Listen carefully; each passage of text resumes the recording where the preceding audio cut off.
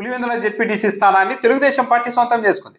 ఈ ఎన్నికల ఫలితం రాగానే మంత్రి రాంప్రసాద్ రెడ్డి ఒక వ్యాఖ్య చేశారు.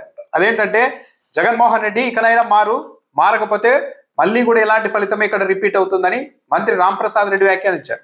కరెక్ట్, ఈ వ్యాఖ్యలో చాలా అర్థం ఉంది, చాలా కరెక్ట్ గా చెప్పారని పులివెందుల ప్రజలు కూడా అనుకుంటూ ఉన్నారు రాంప్రసాద్ రెడ్డి చేసిన వ్యాఖ్యలు ఉద్దేశించి. అవును, రాంప్రసాద్ రెడ్డి చెప్తున్నది కరెక్టే. జగన్మోహన్ రెడ్డి మారకపోతే మళ్ళీ ఇలాగే పులివెందుల్లో కూడా రిగ్గింగ్ చేసుకుని అయినా తెలుగుదేశం పార్టీ వాళ్ళు గెలుస్తారు.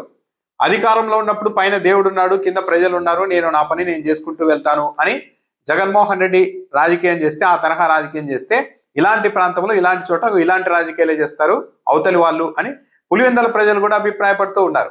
ఎవరికి ఏ భాషలో చెప్తే అర్థమవుతుందో ఆ భాషలో సమాధానం చెప్పితేనే ఇక్కడ రాజకీయాల్లో నిలబడగలం అన్న విషయం ఈ పాటికి జగన్కి అర్థమై ఉండాలి. అర్థం కాకపోతే మళ్ళీ ఇదే జరుగుతుంది అని పులివెందుల ప్రజలు కూడా మంత్రి రాంప్రసాద్ రెడ్డి చేసిన వ్యాఖ్యల్ని సమర్థిస్తూ ఉన్నారు.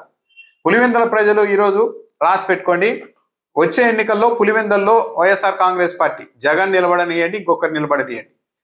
తెలుగుదేశం పార్టీని ఓడించాలన్న కసితో అయినా సరే 1,00,000కు పైగా మెజారిటీ ఈసారి పులివెందుల్లో వస్తుంది.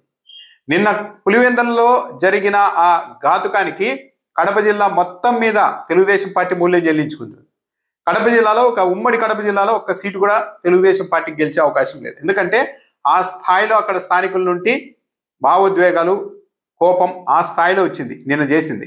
కనీసం తెలుగుదేశం పార్టీ నాయకత్వానికి విజ్ఞత ఉంటే ఇంత పోలీసు బలగాల్ని, ఇంత ఈసీని అన్ని తన పరిధిలోనికి తీసుకొని ఇలా ఎన్నికలు నిర్వహించే బదులు వైసీపీ తరఫున నామినేషన్లు వేసిన అభ్యర్థి నామినేషన్ ఏదో ఒక కారణంతో అధికారులకు చెప్పి తిరస్కరించేసి ఉండి ఏకపక్షంగా ప్రకటించుకొని ఉంటే అది వేరే ఉండేది.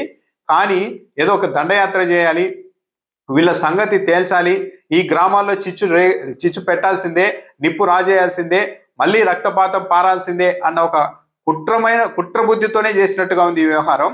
లేకుంటే 100 మందిని తీసుకొని వచ్చి, 1000 మందిని పక్క నియోజకవర్గాల నుంచి తీసుకొని వచ్చి 100 మందిని పోలీసుల్ని వాళ్లకు కాపలాగా పెట్టి మా గ్రామాల్లో మా ఓట్లు వేయించుకోకుండా రిగ్గింగ్ చేయిస్తారా అని పులివెందుల ప్రజలు రగిలిపోతూ ఉన్నారు. మొన్నటి ఎన్నికల్లో జగన్మోహన్ రెడ్డికి ఓటు వేయని వాళ్ళు కూడా మొన్న జరిగిన ఉదంతం చూసిన తర్వాత ఇంత దౌర్జన్యమా, మా గ్రామాల మీదకి వచ్చి మమ్మల్ని ఇళ్లలో పెట్టేసి పక్క నియోజకవర్గాల నుండి వచ్చిన వాళ్ళు ఇంత దౌర్జన్యంగా చేస్తే రేపు ప్రొద్దున ఇంకెంతకైనా తెగిస్తారు కదా, ఇలాంటి పనులు చేసిన వాళ్ళని క్షమించకూడదు అన్న నిర్ధారణకు పులివెందుల ప్రజలు వచ్చేశారు. కొన్ని నియోజకవర్గాల పరిధిలో వేలు పెట్టకూడదు. ఏ నాయకులైనా సరే, అది వైసీపీ వాళ్ళైనా టీడీపీ వాళ్ళైనా, కొన్ని నియోజకవర్గాలకు కొన్ని పరిధులు ఉంటాయి. వాటి రాజకీయ చరిత్ర, అక్కడి పర్యవసానాలు ఎలా ఉంటాయి అన్నది బేరే చేసుకున్న ఏ నాయకుడు, కాస్త విజ్ఞత ఉన్న ఏ నాయకుడు కూడా కొన్ని నియోజకవర్గాల్లో వేలు పెట్టరు. అలాంటి దాంట్లో పులివెందులు కూడా ఒకటి. కానీ చంద్రబాబు నాయుడు చేశారా, లేకుంటే ఉడుకు రక్తంతో నారా లోకేష్ వేలు పెట్టారో కానీ పులివెందుల్లో వేలు పెట్టి ఆ స్థాయిలో 1000 మందిని పక్క నుండి తరలించి రిగ్గింగులు చేసి అక్కడ గెలిచి చాలా పెద్ద తప్పు చేశారు నారా లోకేష్. దీని పర్యవసానాలు తెలుగుదేశం పార్టీకి భారీగా ఉంటాయి, భారీ మూల్యం చెల్లించుకోవాల్సి ఉంటుంది. మొన్నటి ఎన్నికల్లో జగన్మోహన్ రెడ్డికి సంబంధించిన సొంత సామాజిక వర్గం కూడా ఆయనకు పూర్తి స్థాయిలో మద్దతు ఇవ్వలేదు. అనేక వర్గాలు చూసి చూడట్టుగా జగన్మోహన్ రెడ్డిని వదిలేసి పక్కకి వెళ్ళిపోయాయి. దానివల్ల తెలుగుదేశం పార్టీకి ఈ స్థాయి మద్దతు వచ్చింది. జగన్మోహన్ రెడ్డి సొంత సామాజిక వర్గం కూడా మొన్నటి ఎన్నికల్లో చాలా చోట్ల తెలుగుదేశం పార్టీకి సమర్థించింది.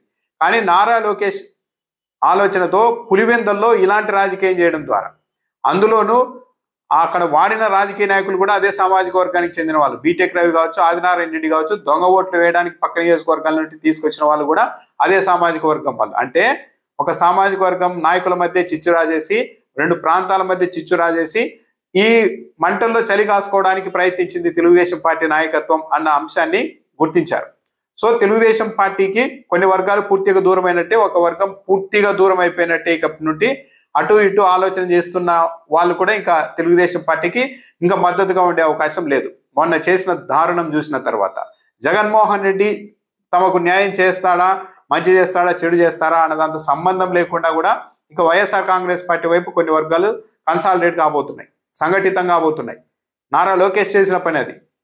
ఇంత దారుణం చూసిన తర్వాత ఇంకెవరు ప్రజాస్వామ్యవాదులు, తటస్థల ముసుగులో ఎవరు కూడా తెలుగుదేశం పార్టీ చర్యల్ని సమర్థించే అవకాశం లేదు. 2-3 టీవీ ఛానళ్లు రాసుకోవచ్చు, చాలా ప్రజాస్వామ్యంగా ఎన్నిక జరిగింది, మా వైఎస్ఆర్ కాంగ్రెస్ పార్టీ ఓడిపోయింది, ప్రజలు తిరస్కరించారు, వైసీపీకి డిపాజిట్ కూడా రాలేదని ప్రచారం చేసుకోవచ్చు. అది ఆత్మసంతృప్తి కిందకే వస్తుంది కానీ, ఆత్మానందం కిందకి వస్తుంది కానీ ప్రజలందరికీ తెలిసి అర్థమైపోయింది.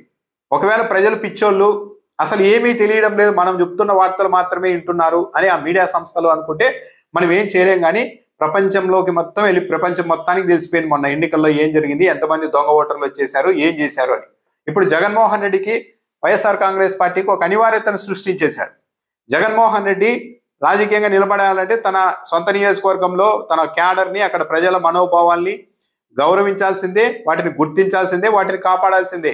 ఆ బాధ్యత జగన్మోహన్ రెడ్డి మీద ఉంది. ఇప్పుడు అక్కడ స్థానిక ప్రజలు అర్థం చేసుకుంటూ ఉన్నారు, జగన్మోహన్ రెడ్డి అధికారంలో లేరు కాబట్టి 100 మంది పోలీసులు పెట్టి దౌర్జన్యంగా ఇక్కడ ఈరోజు ఎన్నికలు చేయగలిగారు అన్న దాంతో వాళ్ళు సర్దుకుపోతున్నారు ఈరోజు. కానీ రేపొద్దున జగన్మోహన్ రెడ్డి అధికారంలోనికి వచ్చిన తర్వాత మొన్న పులివెందుల ప్రజల మానాభిమానాలకి, ఆత్మగౌరవానికి తగిలిన దెబ్బలకు, గాయాలకి ఏదో ఒకటైతే చేసి చూపించాలి జగన్మోహన్ రెడ్డి. ఆ అనివార్యత అయితే తప్పనిసరిగా ఉంటుంది. లేదు అప్పుడు కూడా నేను ఇలాగే ఉంటాను అంటే ఇంకా ఆ తర్వాత జగన్మోహన్ రెడ్డి పులివెందుల్లో రాజకీయం చేయలేరు.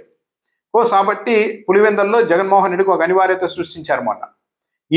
ఈ పన్నాగంలో ఎవరెవరైతే పాల్గొన్నారో పోలీస్ అధికారుల నుంచి అదే జిల్లాకు సంబంధించిన నాయకుల వరకు ప్రతి ఒక్కరూ కూడా ఏదో ఒక రూపంలో మూల్యం చెల్లించుకోక తప్పదు, తప్పించుకోలేరు. అలా మూల్యం చెల్లించకపోతే అది జగన్మోహన్ రెడ్డికి కూడా రాజకీయంగా నష్టం చేస్తుంది. కాబట్టి ఒక అనివార్యత. బహుశా వైఎస్ఆర్ కాంగ్రెస్ పార్టీ వస్తే కౌంటింగ్లోనే వైఎస్ఆర్ కాంగ్రెస్ పార్టీ లీడ్ కనిపించిందంటే అసెంబ్లీ ఎన్నికల్లో ఇక జగన్మోహన్ రెడ్డి ఆదేశాల కోసమో మరొకరి ఆదేశాల కోసమో ఎదురు చూసే పరిస్థితి ఉండదు. ఎక్కడైనా ఇలాంటి పనులు చేసిన వాళ్ళంతా అందుబాటులో ఉంటే మాత్రం గ్యారంటీగా వాళ్ళు ఆ రోజుకి ఆ క్షణంలోనే మూల్యం చెల్లించుకోవచ్చు. చాలా పెద్ద అఘాయిత్యానికి పాల్పడ్డారు ఎన్నికల్లో. కనీసం స్థానికంగా ఉండే తెలుగుదేశం పార్టీ నాయకులతోనే రిగ్గింగ్ చేయించుకున్నా కూడా ఇంత పరిస్థితి ఉండేది కాదు. కానీ పక్క నియోజకవర్గాల నుంచి 1000 మందిని తెచ్చి ఒక దండయాత్రలాగా మొత్తం అందరినీ కట్టడి చేసేసి 144 సెక్షన్ పెట్టి, తుపాకులు పెట్టి, పోలింగ్ బూతులకి కాకుండా తెలుగుదేశం పార్టీ దొంగ ఓట్లు వేయడానికి వచ్చిన దొంగ ఓటర్లకు పోలీసుల్ని కాపలాగా పెట్టి ఎన్నికలు నిర్వహించిన తర్వాత దీన్ని పులివెందుల ప్రజలైతే మర్చిపోలేరు. జగన్మోహన్ రెడ్డిని గతంలో అభిమానించి మధ్యలో ఆయనకు దూరమైన వాళ్ళు కూడా ఈరోజు తిరిగి ఇంత అన్యాయం జరిగిన తర్వాత తెలుగుదేశం పార్టీ అసలు రూపం ఇది, కాబట్టి ఇలాంటి పార్టీని సమర్థించకూడదు, ఉండాల్సిందే జగన్మోహన్ రెడ్డి వైపు అనే స్థాయికి ఒక్క ఉదంతంతో చంద్రబాబు నాయుడు గారి ఆధ్వర్యంలో తెలుగుదేశం పార్టీ తీసుకొని వచ్చింది. మన అసెంబ్లీ ఎన్నికల్లో ఈ మండలం పరిధిలోనే పులివెందుల జెడ్పీటీసీ మండల పరిధిలో తెలుగుదేశం పార్టీకి వచ్చిన ఓట్లు కేవలం 2166 ఓట్లు మాత్రమే వస్తే వైసీపీకి 5955 ఓట్లు వచ్చాయి. YCP majority 3789.